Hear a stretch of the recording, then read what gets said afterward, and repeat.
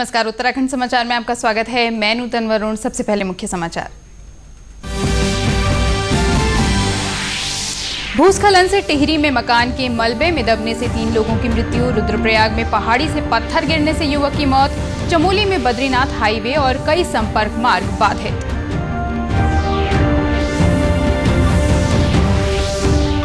दून विश्वविद्यालय में school of cinematic studies की स्थापना। मुख्यमंत्री त्रिवेंद्र सिंह रावत ने कहा, उत्तराखंड में फिल्मों के लिए अनुकूल माहौल, प्रतिभाओं को मिलेगा मौका और बढ़ेगा रोजगार। प्रदेश में इस शनिवार और रविवार को नहीं होगा लॉकडाउन। ईद और रक्षाबंधन के कारण शासन ने लिया फैसला, त्योहारों पर सोशल डिस्टेंसिंग का पालन करना होगा जरूरी। और हरिद्वार की शिक्षा विभाग की मुहिम ला रही रंग। सरकारी स्कूलों के 40,000 बच्चों को मेरा घर मेरा विद्यालय के तहत दी जा रही शिक्षा।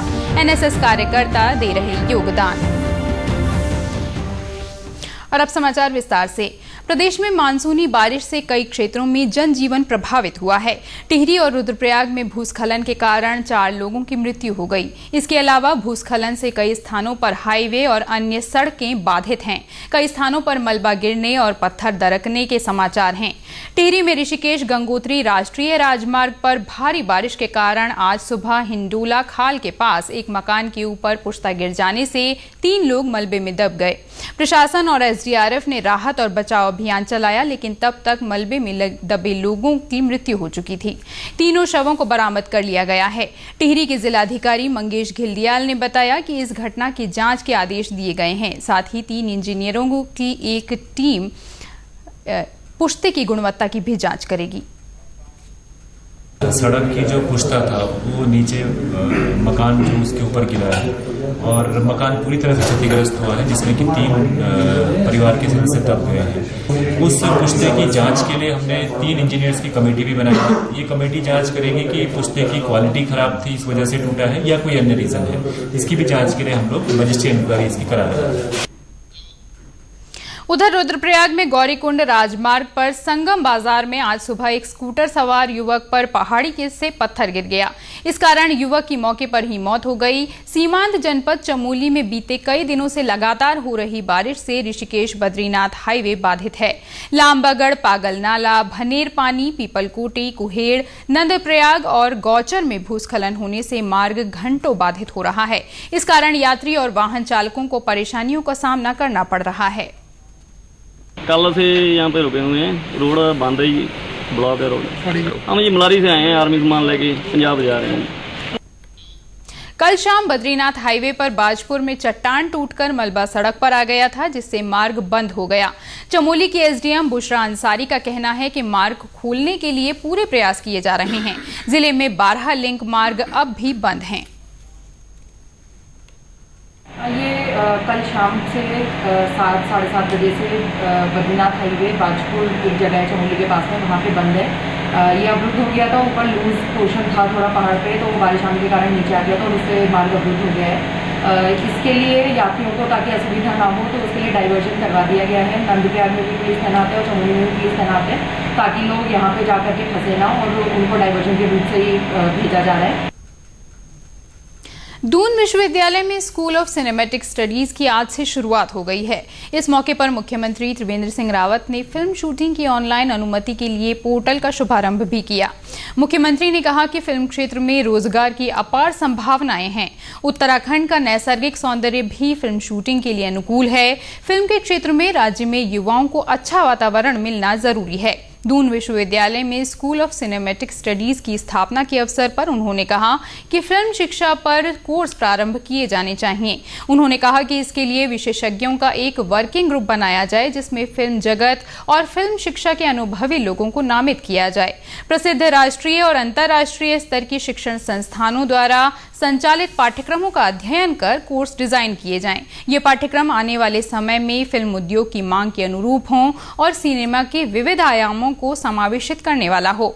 इसमें स्नातक डिग्री और लॉजिस्टिक प्रोडक्शन के सर्टिफिकेट और डिप्लोमा कोर्स भी संचालित किए जा सकते हैं।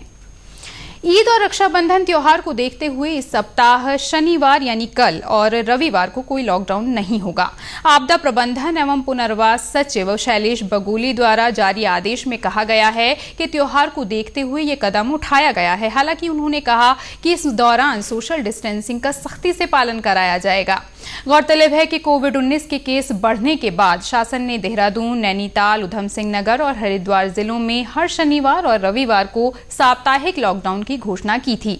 इस बार 1 अगस्त को ईद और 3 अगस्त को रक्षाबंधन का त्योहार है। वहीं कल रात 8 बजे जारी हेल्थ बुलेटिन के अनुसार प्रदेश में 199 कोरोना के नए मामले सामने आए हैं। प्रदेश में अब एक्टिव केसों की संख्या 2955 है, जबकि कोरोना संक्रमित 76 लोगों की अब तक मृत्यु हो चुकी है।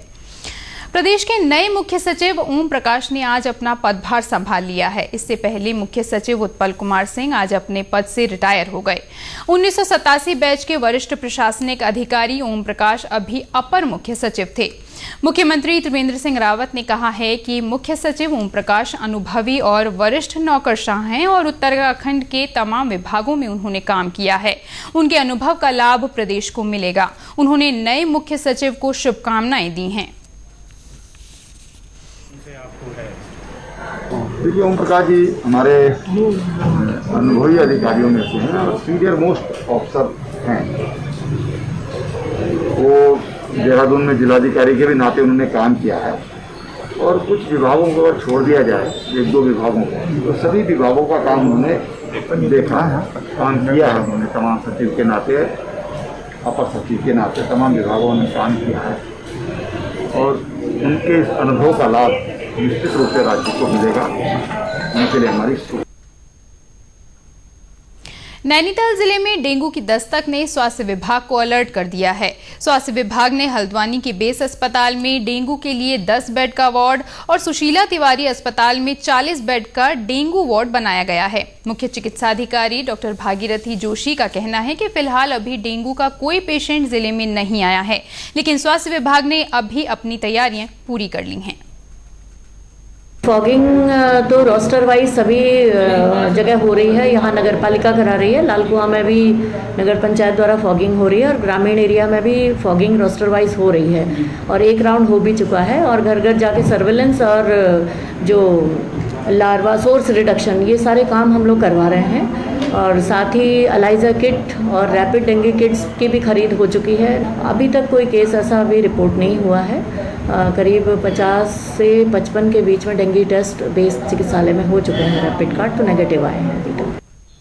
गौरतलब है कि पिछले साल हल्द्वानी और उसके आसपास के क्षेत्र में बड़ी संख्या में डेंगू के मरीज सामने आए थे, जिसे देखते हुए इस बार स्वास्थ्य विभाग ने पहले से ही पूरे जिले में फॉगिंग और छिड़काव के निर्देश दिए हैं। कोरोना महामारी के चलते सरकारी स्कूल के छात्र छात्राओं को पढ़ाई का नुकसान हुआ है।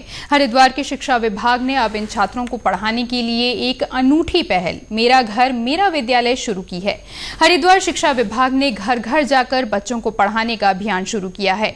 अभियान से सरकारी स्कूलों के उन बच्चों को बहुत लाभ मिल रहा है जिनके पास न तो स्मार्टफोन है और न ही टेलीविजन। ऐसे बच्चों के लिए ये अभियान उन्हें शिक्षा से जोड़े रखने के लिए वरदान साबित हो रहा है। हरिद्वार के जिला शिक्षा अधिकारी डॉक्टर आनंद भारद्वाज ने बताया कि इस अभियान के तहत एनएसएस के कार्यकर्ता घर घर जाकर सरकारी स्कूलों के बच्चों को पढ़ा रहे हैं। उन्होंने बताया कि जिले में पहली से तीसरी कक्षा के लगभग 40,000 बच्चों को घर घर जाकर पढ़ाया जा रहा है। सर्वे कराया तो पाया कि हमारे गवर्नमेंट स्कूल्स में जो बच्चे पढ़ते हैं उनमें केवल 18% बच्चों के पास स्मार्टफोन है। इसको सोचते हुए ही हमने एनएसएस का सहारा लिया, राष्ट्रीय सेवा योजना का।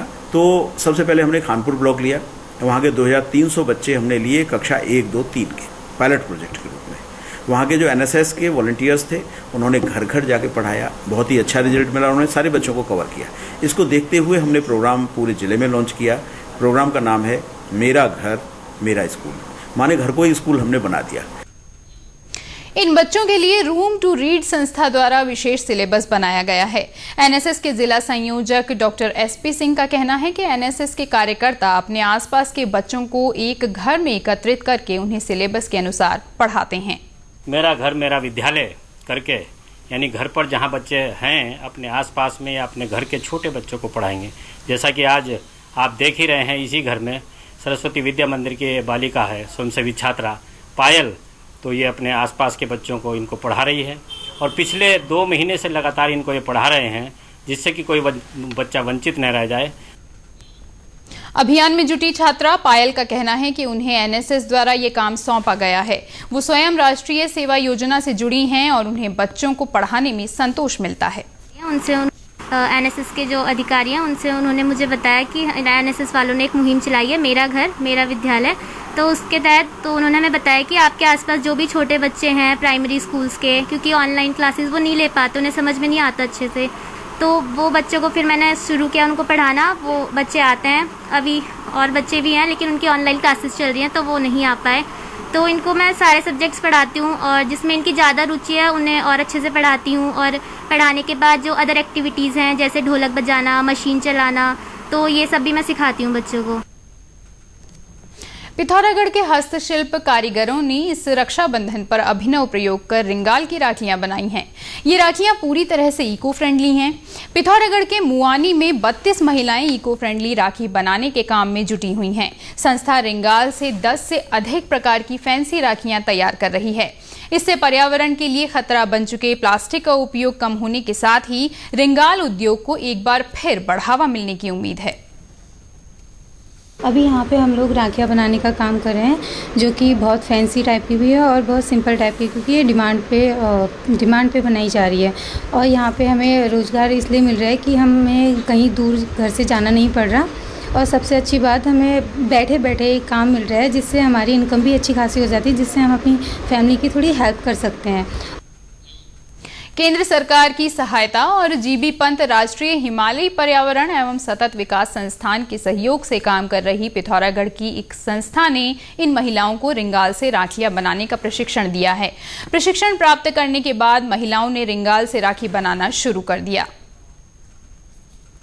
इस समय जो वर्तमान में काम कर रहे हैं हम, जिस परियोजना के अंतर्गत है, वो नेशनल स्ट्रेटजी ऑफ हिमालयन का है, जो जीबी पंत कोशिका टार्म पर्यावरण मंत्रालय भारत सरकार से है। वर्तमान में जो राखी निर्माण हो रहा है वो उसी प्रोग्राम के तहत हो रहा है। लास्ट ईयर से हमने उसकी शुरुआत की थी, जिसमें हमने 53 महिलाओं को इसका प्रशिक्षण दिया और उनने फिर प्रोडक्शन भी शुरू किया, मार्केट में राखियाँ उतारी। अभी उसका दूसरा चरण था, कुछ वैल्यू एड करके इको फ्रेंडली राखियाँ तैयार की जा रही हैं। संस्था के सचिव राधा खनका कहती हैं कि शुरुआत में कम राखियां बाजार में उतारी थीं, लेकिन जल्द ही देश के अलग अलग हिस्सों से राखी की डिमांड आने लगी। संस्था अगली बार बड़े स्तर पर राखी का काम शुरू करेगी, ताकि देश के कोने कोने में रिंगाल से बनी राखियां पहुंच सकें। हम इन राखी को पिछले साल से बना रहे हैं। पिछले साल पहले हमने ट्रेनिंग दी, फिर इसका प्रचार प्रसार किया और ज़िले में और स्थानीय लोगों में और बाहर जैसे नेता हैं, अधिकारी हैं, इन सब से संपर्क किया और बाहर भी हमने संपर्क किया, वहाँ भी भेजे राखियाँ, सभी के पसंद आए। तो इस साल हमने डिमांड ज़्यादा आ गया। पिछले साल जो हमारा उत्पादन देख के इस साल डिमांड ज़्यादा आई है, लगभग 25-30 हज़ार से ऊपर की डिमांड है। उत्तराखंड के समाचारों में बस इतना ही। चलते चलते मुख्य समाचार एक बार फिर।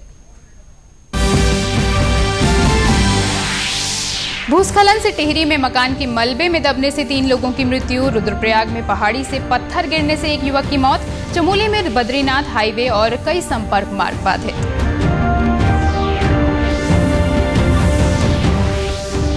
दून विश्वविद्यालय में स्कूल ऑफ सिनेमैटिक स्टडीज की स्थापना। मुख्यमंत्री त्रिवेंद्र सिंह रावत ने कहा, उत्तराखंड में फिल्मों के लिए अनुकूल माहौल, प्रतिभाओं को मिलेगा मौका और बढ़ेगा रोजगार।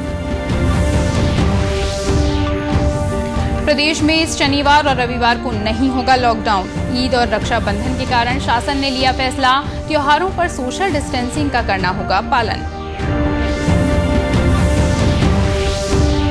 और हरिद्वार के शिक्षा विभाग की मुहिम ला रही रंग। सरकारी स्कूलों के 40,000 बच्चों को मेरा घर मेरा विद्यालय के तहत दी जा रही शिक्षा, एनएसएस कार्यकर्ता दे रहे योगदान। इसी के साथ समाचार समाप्त हुए। नमस्कार।